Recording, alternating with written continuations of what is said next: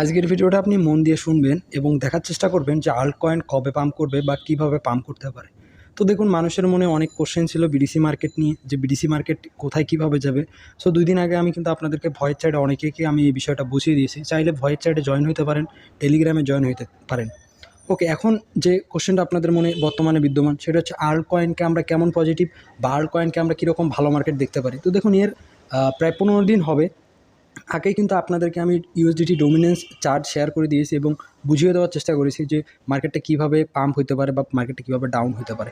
তো এখানে লাস্ট যে আপডেটটা রয়েছে, সো এখানকার নিচের যে লোটা রয়েছিল প্রিভিয়াস, সো সেই লোটা সুইপ করছে এবং এখানেও একটা লো সুইপ করছিল, একটা পাম্প হয়েছে, অ্যাজ এ ইনভেস্টমেন্ট ক্রিয়েট করছে, দেন এরপর মার্কেটটা ভালো একটা ডাউনফল করছে, যার ফলে আল্ট মার্কেট পজিটিভ।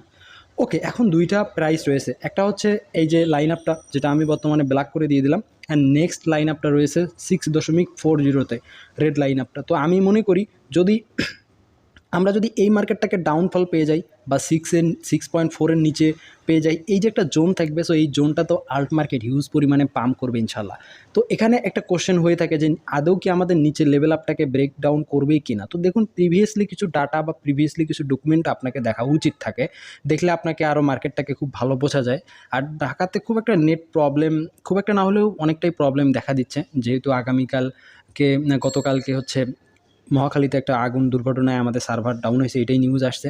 সো দেখুন, এরপর যে বিষয়টা, এখানকার প্রিভিয়াস লো সুইপ করার পর মার্কেটটা পজিটিভ হয়েছে, এখানে আল্ট মার্কেট নেগেটিভ হয়েছে, দেন এর পরবর্তীতে এখানে এই দুইটা লাইন আপ এখনও সুইপ করেনি। তো আমি মনে করি এই দুইটা লাইন হয়তো বা বিগত সময়গুলোতে আমরা সুইপ হইতে পারে বা সুইপ করতে পারে, যেন আমরা এই দুইটা লাইন আপ বা এই দুইটা জোনকে ধরতে পারি। দেখুন, এই জোন থেকে এই দুইটা লেভেল আপ যদি ব্রেকডাউন করে আল্ট মার্কেট, আমাদেরকে অবশ্যই 20% মিনিমাম আমাদেরকে একটা ভালো ফিডব্যাক দিবে। তবে কেয়ারফুলি থাকতে হবে, মান্থলি ক্যান্ডেল ক্লোজিং এবং পরের সপ্তাহে সিপিআই ডাটা হিসাবে সেখানে একটা ভলাটিলিটি মার্কেট থাকতে পারে।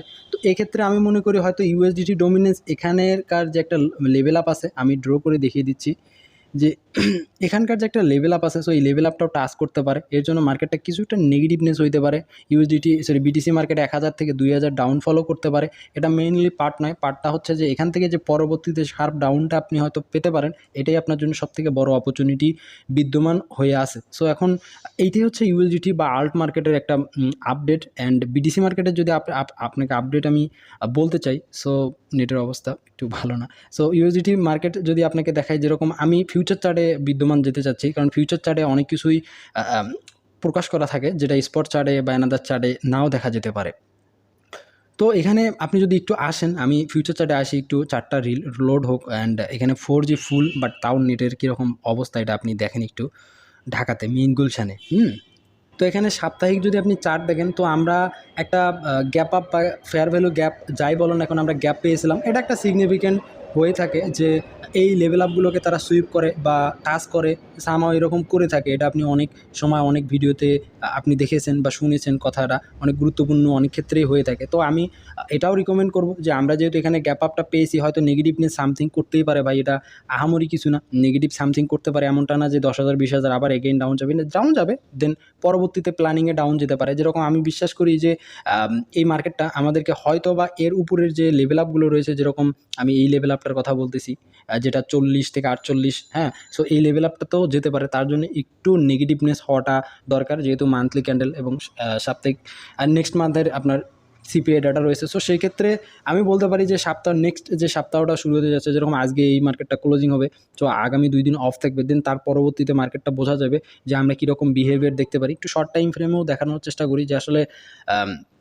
শর্ট টাইম ফ্রেমে আমরা কীরকম দেখতে পারি এই মার্কেটটাকে। একটু যদি আপনি দেখেন, তাহলে হয়তো বা আমরা এখানকার যে লোটা রয়েছে না, এই যে সামহাও এই যে লোটা রয়েছে, এই লোটাকে আমরা হয়তো ব্রেকডাউন দেখতে পারি। ব্রেকডাউনের পর একটা ভালো একটা মোমেন্টাম আমরা দেখলেও দেখতে পারি। তবে বি কেয়ারফুল থাকতে হবে যে ভাই হিউজ পরিমাণে একটা পাম্প আসছে, সো সেক্ষেত্রে একটা রিট্রেসমেন্ট আসলেও আসতে পারে। আমি মনে করি 50% রিট্রেসমেন্ট সব থেকে সিকিউর বা 70% রিট্রেসমেন্ট সব থেকে সিকিউর হয়ে থাকে যে কোনো মার্কেটের ক্ষেত্রে। যেমন এখানে একটা জোন রয়েছে, যেরকম এই যে একটা রেজিস্ট্যান্স জোন রয়েছে, সো এই রেজিস্ট্যান্স জোনও আপনি হয়তো দেখতে পারেন। মানে আমি বলতে চাচ্ছি যে যদি বিটিসি মার্কেট নেগেটিভ ফল্ট করে, তাহলে ফার্স্ট এই লো অ্যান্ড সেকেন্ড এই জোনটাকে আমি খুব প্রেফার করতে পারি অ্যাজ এ 32,000। এটা ফিউচার চার্টের ক্ষেত্রে, ইউএসডিটি চার্টের ক্ষেত্রে হয়তো একটু বেশি থাকবে, 33 বা 32.5 এরকম থাকলেও থাকতে পারে। তো দেখা যাক আমরা মার্কেটটাকে কেমন বিহেভিয়ার পাই। তবে হ্যাঁ, আপনাকে একটু ইউএসডিটি ডোমিনেন্সের উপরে একটু চোখ কান খোলা রাখতে হবে, কারণ এখানে রয়েছে সব থেকে বিদ্যমান। আবার আরেকটা জিনিস সেটা হচ্ছে যে ইথিরিয়ামের এসএমটি। সো ইথিরিয়াম এখানে একটা পজিটিভ মোমেন্টাম অবশ্যই করবে, পজিটিভ মোমেন্টাম করবে, দেন এই হাইটাও আমরা ব্রেক থ্রু করতে পারি এবং এই হাইটাও ব্রেক থ্রু করতে পারে। তো এইটার ক্ষেত্রে একটু ডিফারেন্টনেস আমি আবারও বলি, সেটা হচ্ছে যে এখন বিটিসি খুব বেশি পজিটিভ বা নেগেটিভ যাই হোক না কেন, আপনি ইথিরিয়ামের ভেতর বেশি পজিটিভনেস একটু দেখতে পারেন।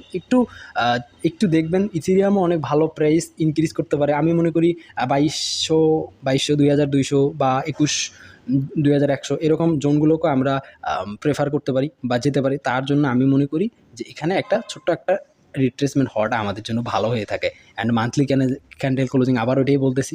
সো আমি এরকম একটা বিহেভিয়ার বা সামহাও এখানে একটা গ্যাপ আপ আছে, সো এই গ্যাপ আপগুলোকে ফিল আপ করতে পারে। তো একটু কেয়ারফুলি থাকেন, ইউএসডি ডোমিনেন্সটা সামথিং পজিটিভ হোক, দেন একটা ভালো নেগেটিভ ইউএসডি ডোমিনেন্স আপনি দেখতে পারবেন, আল্ট মার্কেটে একটা ভালো ফলাফল আপনি দেখতে পারবেন ইনশাল্লাহ।